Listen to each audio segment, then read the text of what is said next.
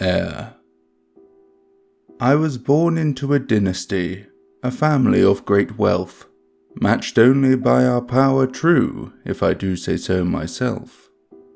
There were luxuries in childhood, and this I can't deny, but to say it was a joyful time, that too would be a lie.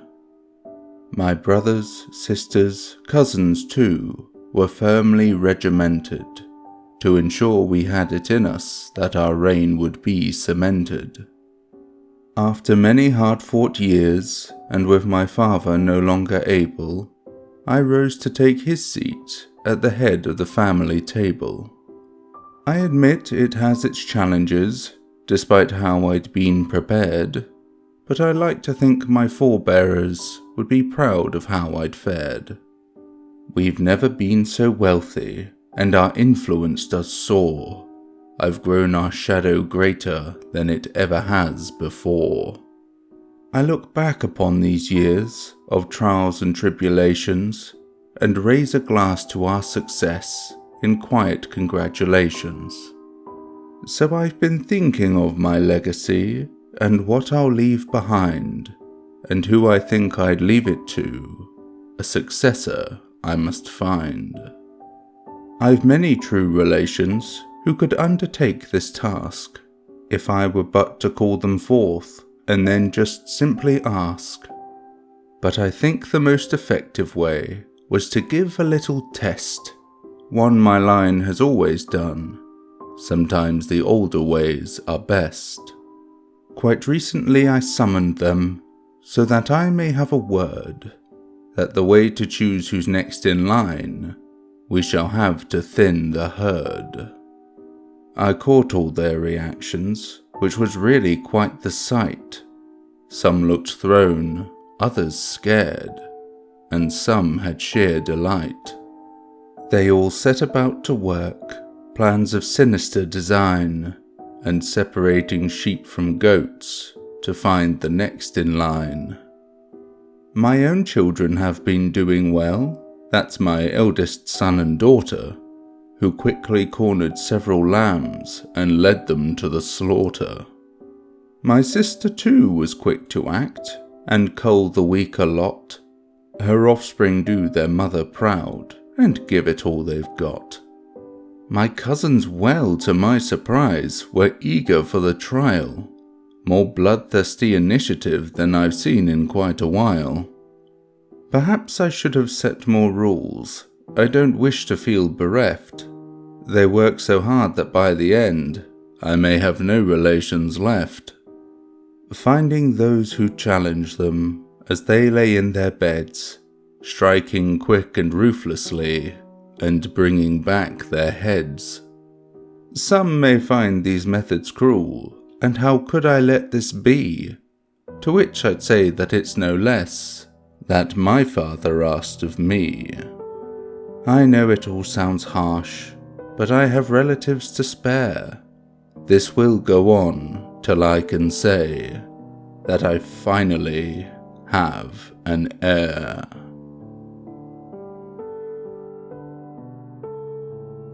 Spider.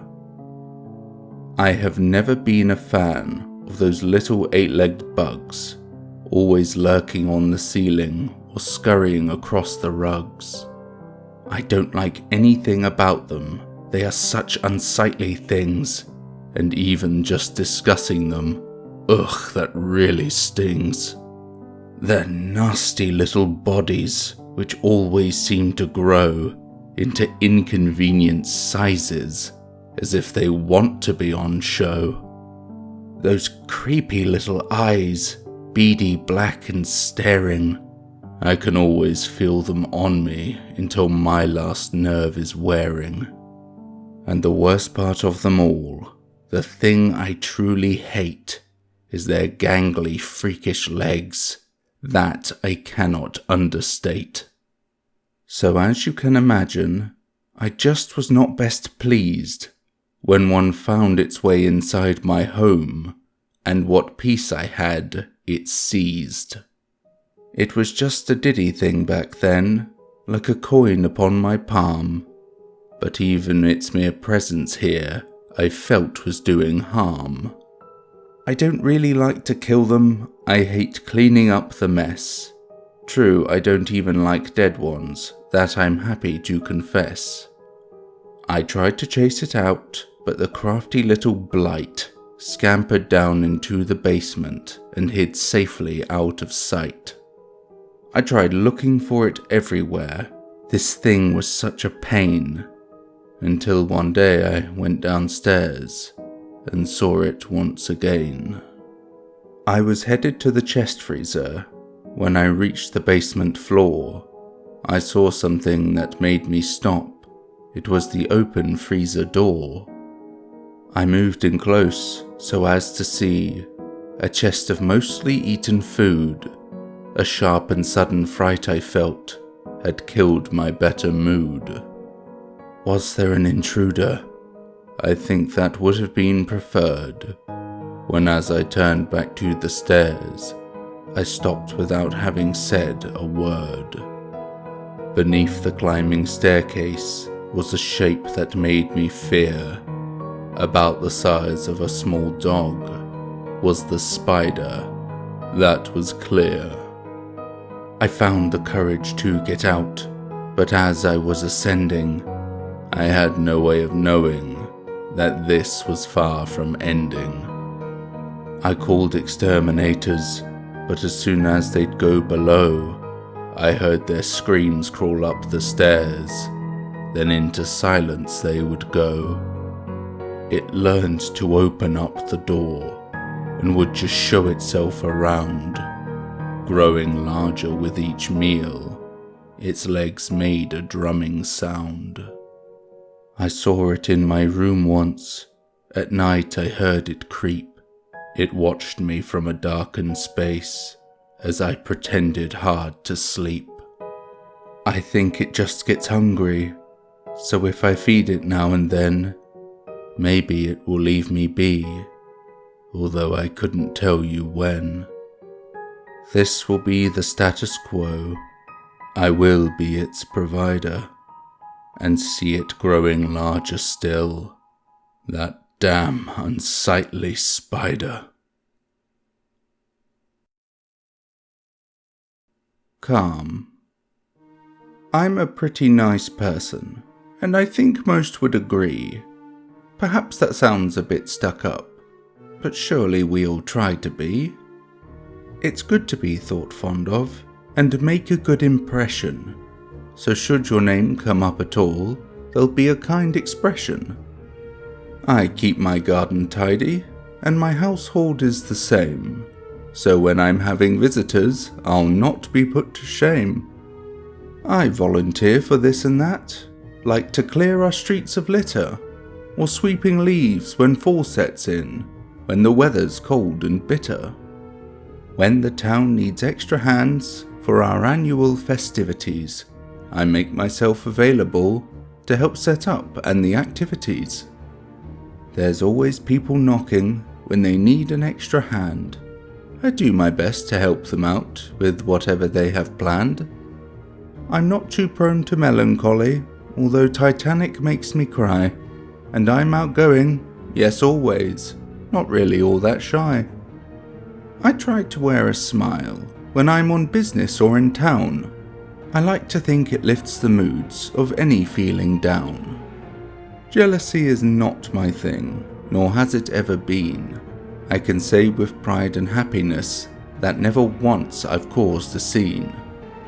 So yes, I'd say it's true that I'm quite reasonable on the whole, but I'll admit there have been times when I may have lost control. Such as the time I was cut off while sat waiting in my car. I honked him and he flipped me off, and that was just too far. It wasn't hard to track him down, then it all became routine, to watch and note his movements so my next act could be clean. One night that man went for a walk and I behind my wheel. The last thing that I heard of him was a grisly painful squeal. Or there was the circumstance when a customer got mad that a deal on her coffee was no longer to be had. She yelled and cursed the coffee girl until such scorning made her cry. Then as the woman turned to leave, I saw joy from in each eye. Being rude is one thing, but bullies I can't take. I made sure that woman got her drink when I drowned her in the lake. There was also the occasion where a young man on the street decided to drop litter there and kick it with his feet. When told to put it in the trash and not leave such a mess, he scoffed and brushed the comment off, leaving the litter to my stress. But all was soon back well again, the relief I could emote, when I took the litter he had dropped and stuffed it down his throat. I swear I'm really not so bad, and I don't mean any harm, but I can be quite ill-mannered, see, when I just can't stay calm. Outside. The great and wonderful outdoors, where adventure always waits, to go alone on escapades or having fun with mates. Popping over to the shops so to grab an evening snack, but it's just too good to wait for home, so you start on your way back. Going for a walk or a hike or a run can prepare you for the day ahead, or else it's just quite fun. A day trip to the city, filled with tours and sights to see, can bring a myriad of joy wherever you might be. A journey to the pub is a reward unto itself, and sharing pints among good friends is to measure memories as wealth. And holidays, of course, how could anyone resist? The chance to see exotic lands is sure to not be missed. To take off to the tropics and just rest upon the beach, hear the waves wash up the sand, as for a beer I'd reach. Or an old and far-off nation, one shrouded in great mystery, to explore its ancient sites and learn of all its history. Maybe venture somewhere cold, where there's plenty snow at hand. Make it in good time for Christmas and have a winter wonderland. Ah, just to step beyond the door, from out my little home, breathe in deep the freshest air, and set myself to roam. But that's all done from this day on. I know there'll be no more. There's no way I will leave this house, or go back near the door. It happened all a sudden, like the whole world just went mad. It all kept going, worse to worse. Then things got really bad. Those who'd taken shelter were in for quite the shock, when one day came a great surprise. From our doors there came a knock. Those dumb enough to open up would soon regret that choice. The briefest screams would echo out before something stopped each voice. I don't know what they did with them. There was movement, hard to hear, and when I went to look out there, the whole street seemed so clear. Those homes did make for targets, and some would try their luck to raid for food or more supplies. In traps they were now stuck. Whatever had come knocking was not too quick to leave. They've watched and waited for the chance without giving us reprieve. Then once the brave ones were all gone, the knocking soon returned, and all our threats for them to leave were far too often spurned. Sometimes I hear them on the roofs, as if looking to get in. I'd say I'm quite a patient man, but that gets right under my skin. There's nowhere else to go from here, so I'll stay in and hide. They won't get me, knock all they want. I'm not going outside.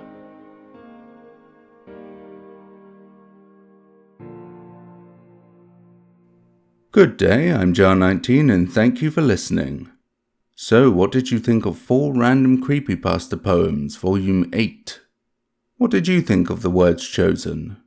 Did you have any ideas for stories when you heard them? And if so, what were they?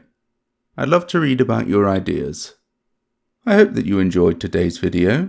If you did, then perhaps subscribe, leave a like, and if you're feeling particularly cheeky, maybe even a comment. I do hope that you'll join me again. Stay safe, sleep well, but remember, here we make monsters.